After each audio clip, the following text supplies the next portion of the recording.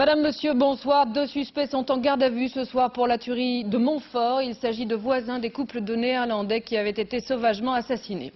Les incidents se multiplient au Kosovo où 3 civils serbes ont été tués la nuit dernière à Pristina. La tension est toujours très forte entre les deux communautés. Forte réaction en région sur le dossier des langues régionales. Le refus de Jacques Chirac de réformer la Constitution est mal perçu en Bretagne, en Alsace ou dans le Sud. Enfin, un observatoire spatial en orbite à 800 km d'altitude. Il va traquer les constituants chimiques de notre univers, parfois à des milliards d'années-lumière. Mais d'abord, la commercialisation des produits Coca-Cola qui va reprendre en France. La production redémarrera cette nuit dans l'usine de Dunkerque après un avis favorable de l'Agence française de sécurité sanitaire des aliments. Coca-Cola qui affirme aujourd'hui que 800 palettes ont été infectées au phénol et que cela représente pour le groupe une perte de 60 millions de dollars, sans compter la mauvaise publicité. Marc Brucker. Coca standard, tu le mets point inférieur. Les canettes de Coca-Cola, Coca-Cola Light, Fanta et Sprite à nouveau dans les rayons. Les commerçants disposent désormais du feu vert du gouvernement pour la remise sur le marché de ces 4 boissons fabriquées dans l'usine de Dunkerque. Une fin d'embargo décidée par la France après 10 jours de crise sur la base de l'avis rendu public ce matin par les experts de l'Agence française de sécurité sanitaire des aliments. Nous avons levé la suspension de la commercialisation, donc en accord bien sûr avec Bernard Kouchner et l'ensemble des partenaires de cette opération. Nous maintenons simplement bien sûr l'arrêté sur les lots qui avaient été contaminés en Belgique, mais qui d'ailleurs ne sont plus commercialisés actuellement en France. Donc actuellement, il n'y a plus de suspension et l'usine de Dunkerque peut reprendre sa production normalement.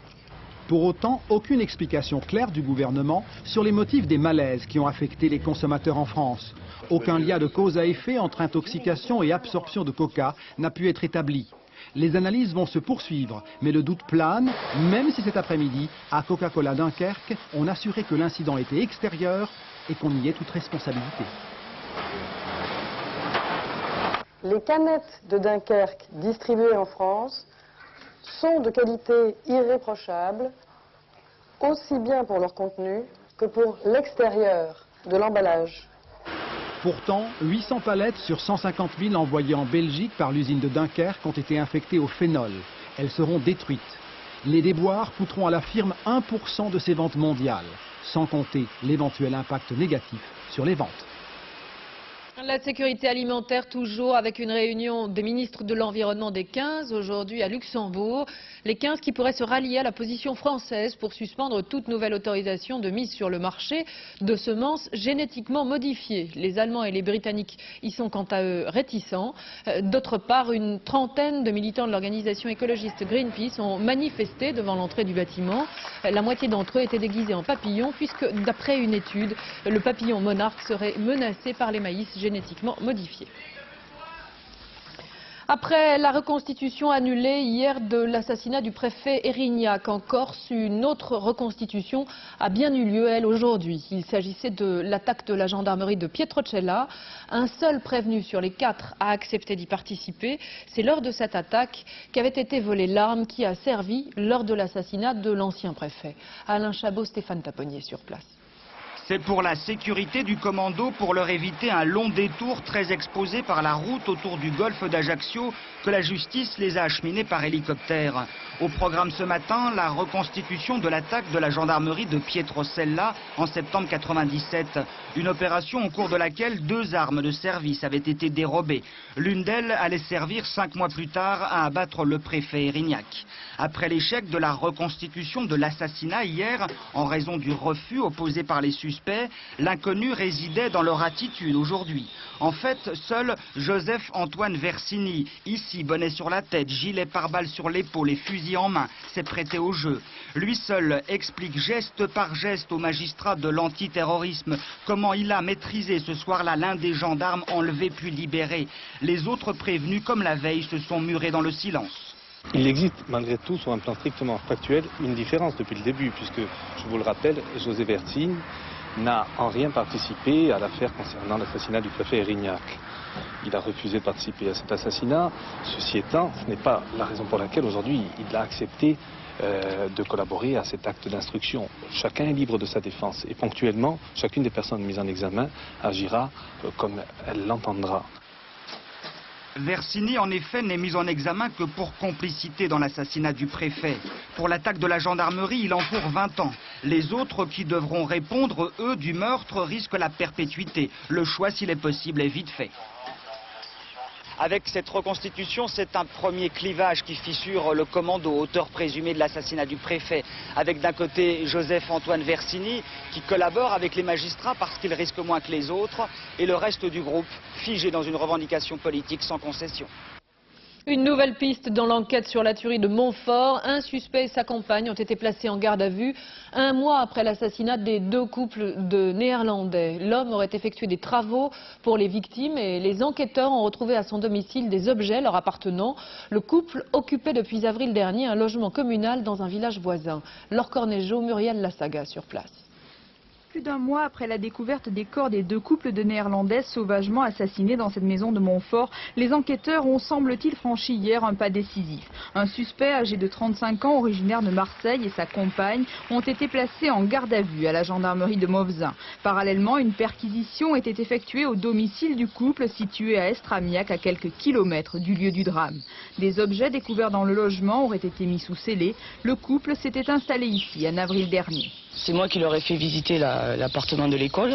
Ils sont venus tous les deux, enfin très sympathiques. Je les ai revus à plusieurs reprises dans le cadre de la mairie parce que j'allais leur porter des papiers, tout ça. J'ai vu encore sa compagne lundi après-midi. Bon, elle m'a dit qu'ils avaient des problèmes. Dès le début de l'affaire, les enquêteurs ont en effet été intrigués par le témoignage de cet homme. Au lendemain du drame, il s'était présenté spontanément comme témoin à la gendarmerie en expliquant qu'il avait effectué la veille un peu de travail au noir chez les Néerlandais mais qu'il les avait quittés vivants vers 23h30. À Saran, où il était employé depuis 3 mois aux espaces verts, le suspect s'était aussi confié.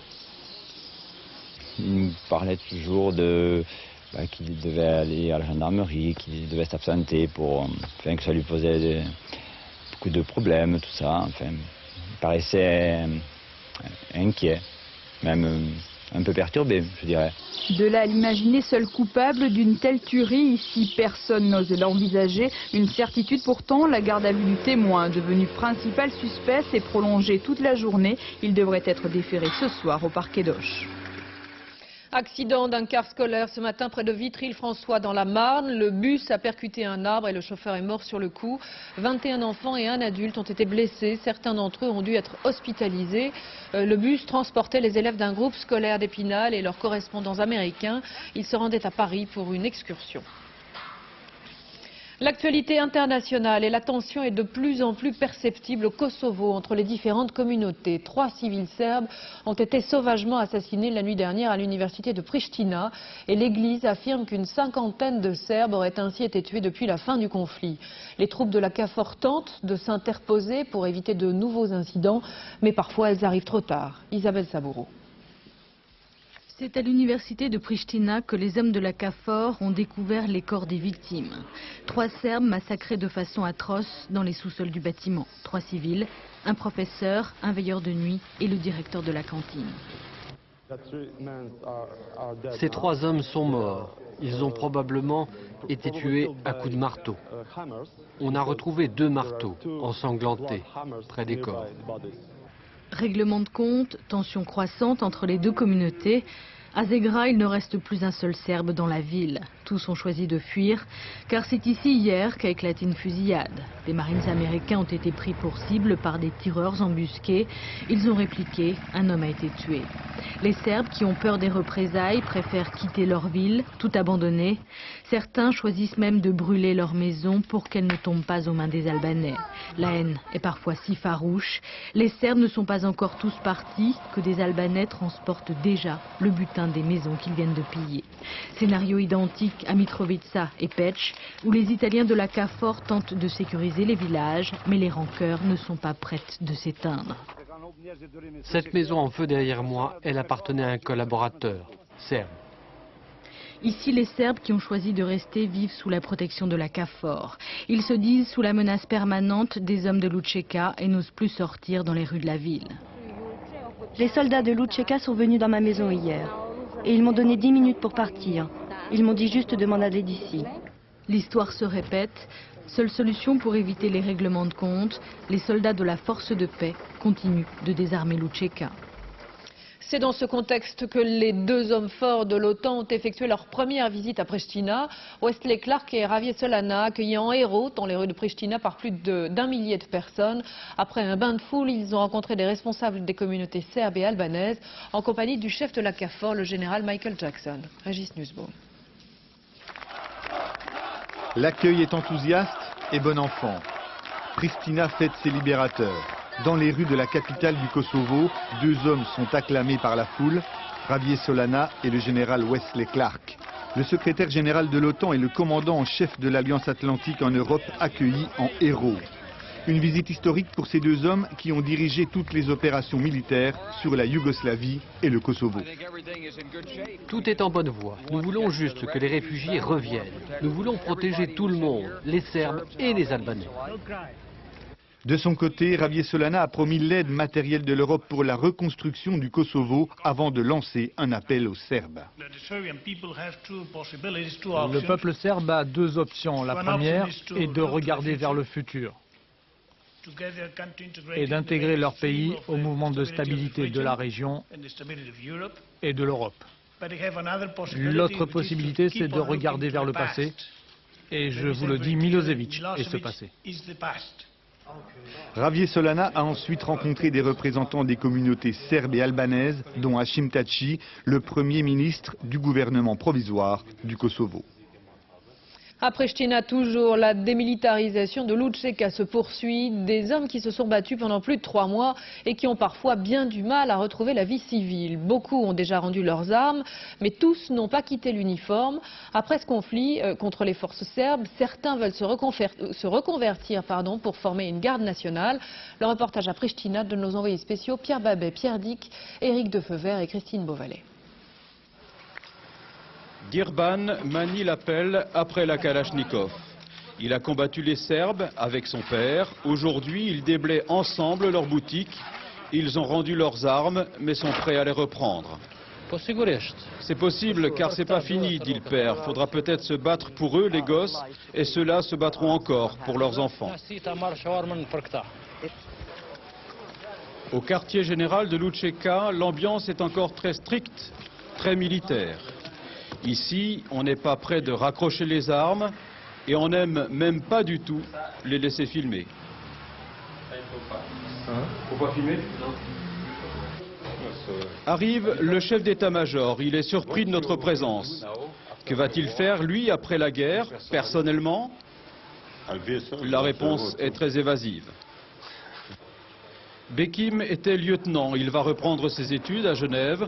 Aujourd'hui, il signe les feuilles de démobilisation à regret. En fait, en vérité, ça fait un peu mal parce que Lučeka, on pense toujours qu'on est des militaires, très forts militaires. Parce que pour faire la guerre avec ce peuple-là, avec le militaire de Yougoslavie, que c'est déjà 50 ans, ils ont militaire, alors c'est pas... On est un peu fort là. Chaban, lui, se présente carrément comme un mercenaire, un chien de guerre. Il va aller se battre ailleurs, dans le monde en guerre. Mais en ville, on en a assez de cette guerre-là. Les habitants cherchent les traces de leur vie d'avant. La maison, Serbia. Rasé, bulldozer.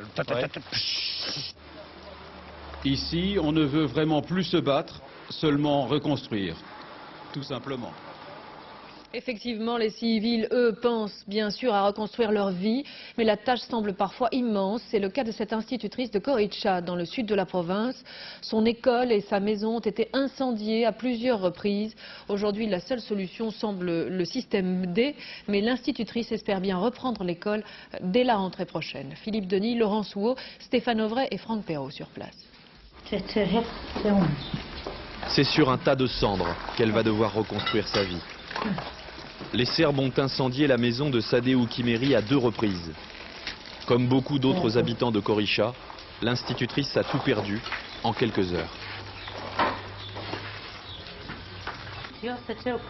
C'est impossible d'habiter ici. Le plafond s'est effondré. En plus, on se demande s'ils n'ont pas posé des mines. Je sais que jamais je n'arriverai à avoir à nouveau une maison comme celle-ci.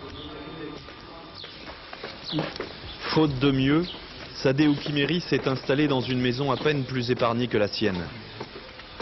C'est l'ancien logement de son fils aîné. Voici la pièce qui fait office de salle de bain.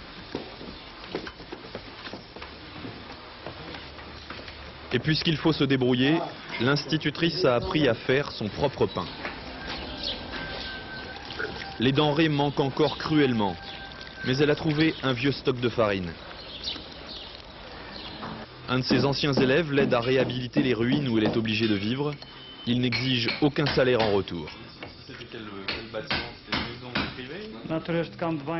Naturellement, j'aide mon institutrice. C'est elle qui m'a donné la base de toutes les connaissances nécessaires à mon métier. Je ne pense pas que j'arriverai à lui offrir autant qu'elle m'a offert.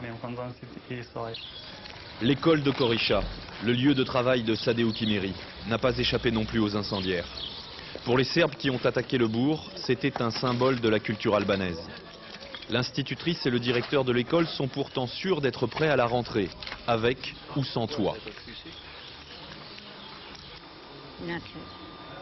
Nous allons continuer notre travail, que ce soit dans des maisons ou dans la cour. Nous recommencerons à enseigner à nos enfants. La première chose que je leur dirai sera « Je vous souhaite une vie heureuse au Kosovo libre ». Pleine d'espoir dans l'avenir de Korisha, Sadé sait pourtant que le bourg devra d'abord digérer le drame qu'il a vécu. Le 13 mai, les forces serbes ont utilisé 500 habitants comme boucliers humains autour de leurs blindés. Une bombe de l'OTAN est tombée, 88 personnes ont été tuées. Sadé s'en est sortie par miracle. Elle était ce soir-là sur le terrain vague. Elle dit aujourd'hui qu'elle n'y retournera plus. Et puis concernant toujours le Kosovo, le retour de 15 Mirage de l'armée française qui constituait l'un des fers de lance de l'OTAN. Pendant le conflit, ils étaient basés à Istrana en Italie. On imagine bien sûr l'émotion des familles pour le retour de ces pilotes. En France, la décision du chef de l'État qui refuse une révision de la Constitution sur le dossier des langues régionales provoque de très vives réactions dans de nombreuses régions. En Bretagne, en Alsace, dans le Pays Basque ou dans le sud de la France, les élus ou des responsables d'associations se mobilisent pour défendre leur culture et donc leur langue. Le point avec Dominique Dumas. 5000 enfants suivent comme dans cette école des cours en basque. Pourtant, seulement 11% des jeunes pratiquent la langue. Le refus de réviser la Constitution pour une charte des langues régionales est perçu comme un risque d'affaiblir à terme l'usage du basque. Au nom de raisons politiciennes, nos droits en tant que basque ou breton, nos droits à exprimer nos langues a été complètement bafoués. Et on est vraiment choqués ici. La France sera montrée du doigt par l'Europe puisque les autres pays avancent et nous sommes toujours le dernier roue de la charrette. La Bretagne est aussi directement concernée. Pour le Conseil culturel, qui représente une cinquantaine d'associations et environ 50 000 personnes, c'est l'incompréhension. Déception et voire humiliation parce que c'est un mauvais coup, quoi. C'est dur de voir ce type de réaction. En Alsace, les 3/4 des Alsaciens il y a un an étaient favorables à la charte et les 9/10 estimaient que l'Alsacien demeure un ciment culturel. Des explications sont maintenant avancées pour le refus de la charte. C'est le principe d'égalité. À partir du moment où on conférait des droits à une minorité, cela reviendrait à rompre ce sacro-saint principe d'égalité. Donc pour toutes ces raisons, on a toujours refusé de reconnaître des droits aux minorités nationales et notamment des droits linguistiques. Il faut toujours trouver la bonne mesure, mais défendre une langue régionale, je crois qu'elles en ont vraiment besoin. Et malgré la déception, l'amour d'une culture même minoritaire pourra toujours inspirer ceux et celles qui considèrent leur langue régionale comme une langue maternelle. Dans la bataille boursière qui oppose la BNP à la Société Générale, le gouvernement, la Banque de France et les autorités bancaires multiplient les appels au calme. On demande aux deux protagonistes, aux trois plutôt, de trouver un terrain d'entente. Mais cela semble difficile, tant la Générale et Paribas sont hostiles à une fusion avec la BNP.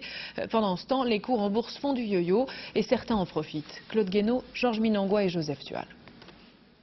Depuis 5 mois, le monde de la finance française se déchire.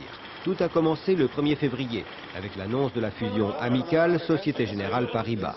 Une opération que la BNP n'a pas du tout appréciée. Craignant de se retrouver toute seule et en position d'infériorité, elle a contre-attaqué en lançant un processus de fusion des 3 banques, BNP, Société Générale et Paribas.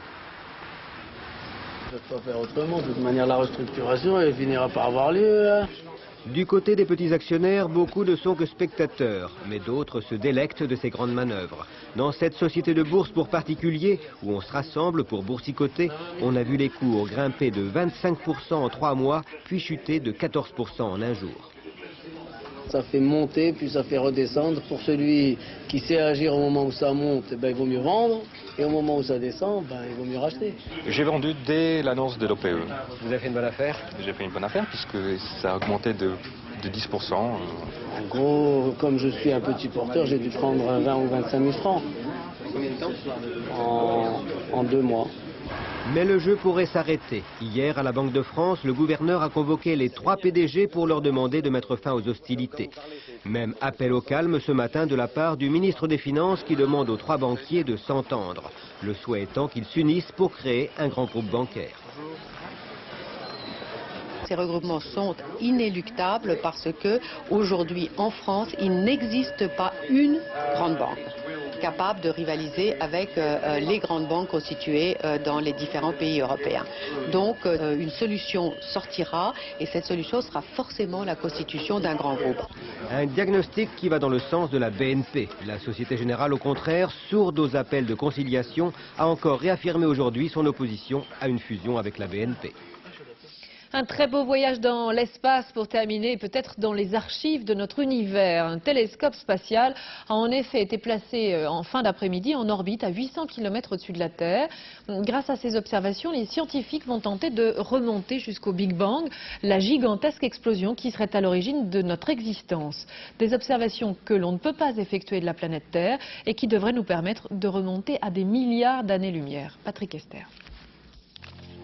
Sonder les profondeurs de l'univers dans l'espoir d'en comprendre son origine, c'est la difficile mission que va tenter le satellite scientifique franco-américain FUSE lancé cet après-midi.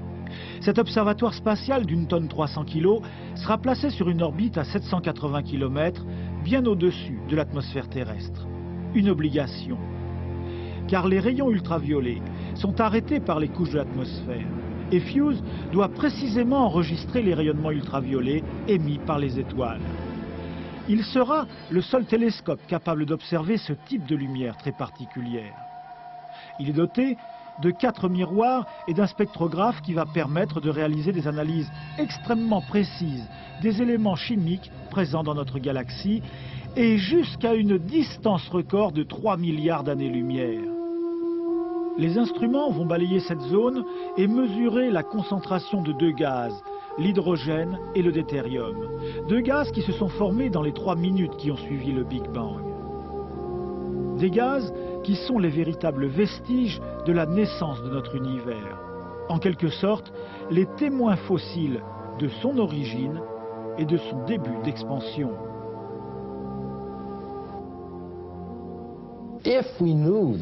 Si nous réussissons à connaître la quantité de deutérium qu'il y avait au début de l'univers, nous pourrions en déduire la quantité totale de matière nucléaire classique qui constitue les océans, les êtres humains, les étoiles, et cette quantité, c'est la question primordiale en cosmologie. Une mission particulièrement ambitieuse sur le plan scientifique. Elle ne changera sûrement rien à votre vie quotidienne, mais pour les chercheurs, elle peut bouleverser bien des théories.